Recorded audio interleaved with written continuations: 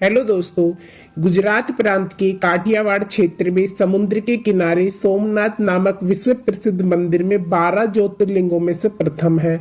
पावन प्रभास क्षेत्र में स्थित इस सोमनाथ ज्योतिर्लिंग की महिमा महाभारत, श्रीमद् भगवत तथा स्कंद पुराण आदि में विस्तार से बताई गई है।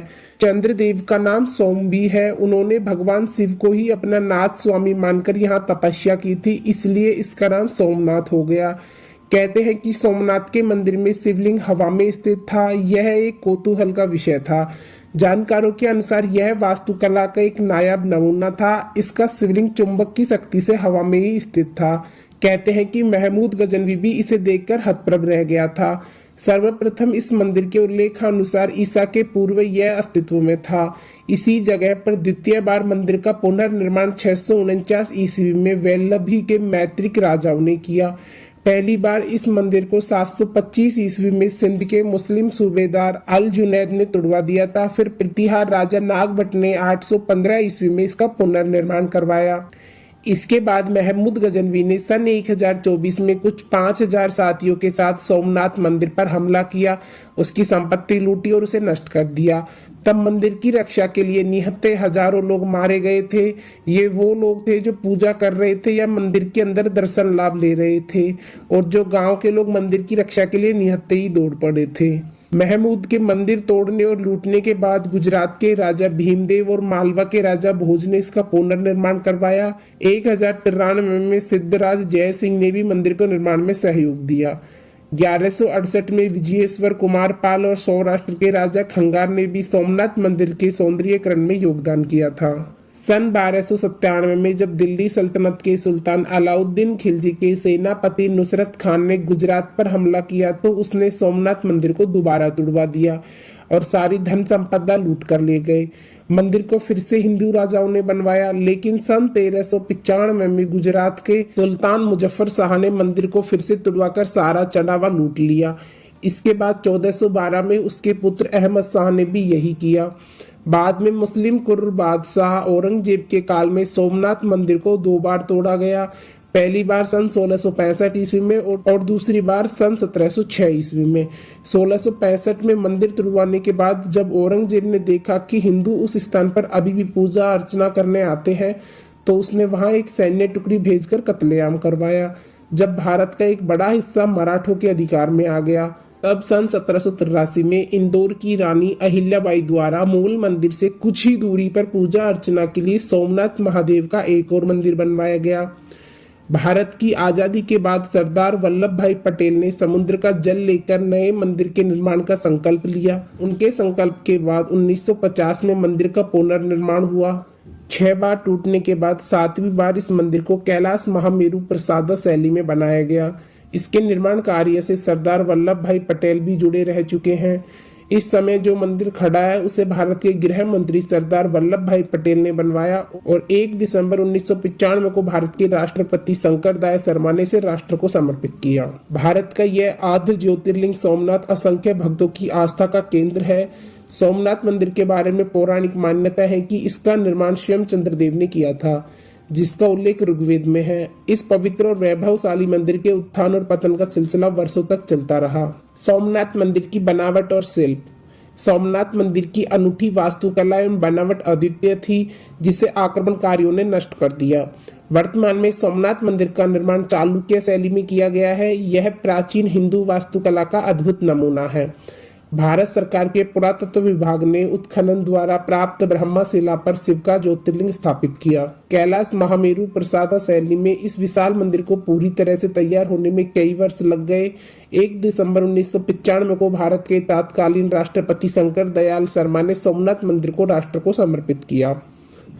सोमनाथ मंदिर 3 प्रमुख भागों गर्भगृह, सभा मंडप और नृत्य मंडप में विभाजित है। इस मंदिर के शिखर की ऊंचाई 150 फीट है। शिखर पर अवस्थित कलश का वजन 10 टन है। इसकी ध्वजा 27 फीट ऊंची है। सोमनाथ मंदिर का प्रांगण।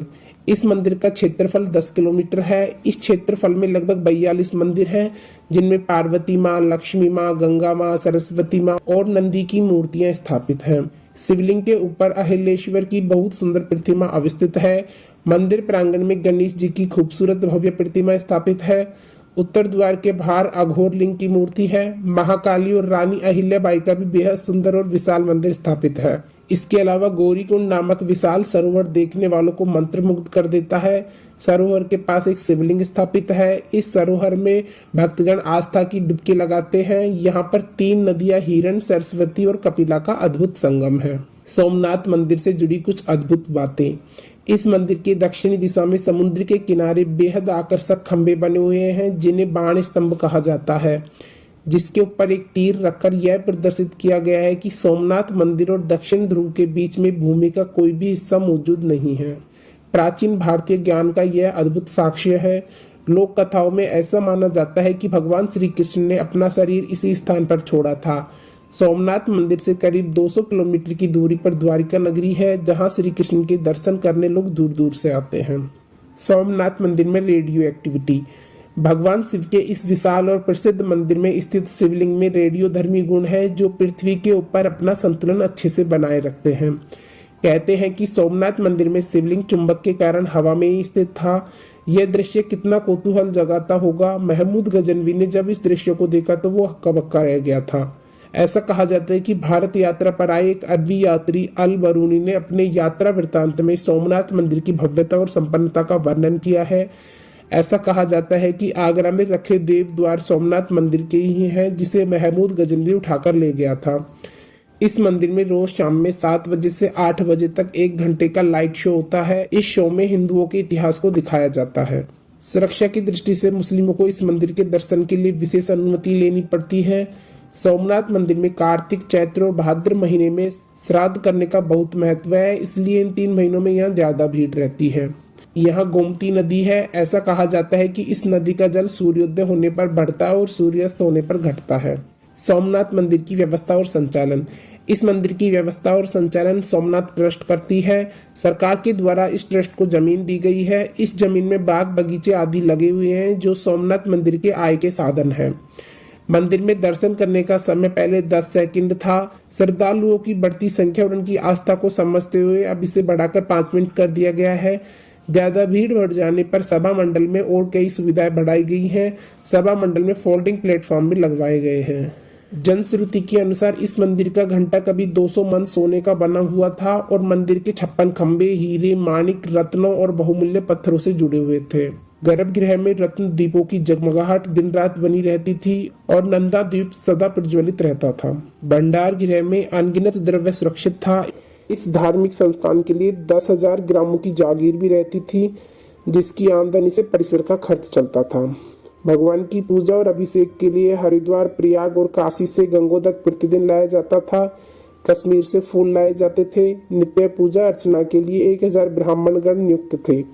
मंदिर दरबार में चलने वाले नृत्य गायन के लिए लगभग 350 नृत्यांगनाएं नियुक्त थी। सोमनाथ मंदिर गुजरात प्रांत के सौराष्ट्र क्षेत्र में स्थित प्राचीन मंदिर है, जिसे शिव के प्रथम ज्योतिर्लिंग के रूप में प्रेम पूर्वक पूजा जाता है। तो दोस्तों, यह था सोमनाथ मंदिर से जुड़ा संपूर्ण इतिहास। आपको वीडियो कैसी लगी हमें कमेंट करके बताएं और वीडियो पसंद आए तो लाइक शेयर सब्सक्राइब करें। थैंक्स।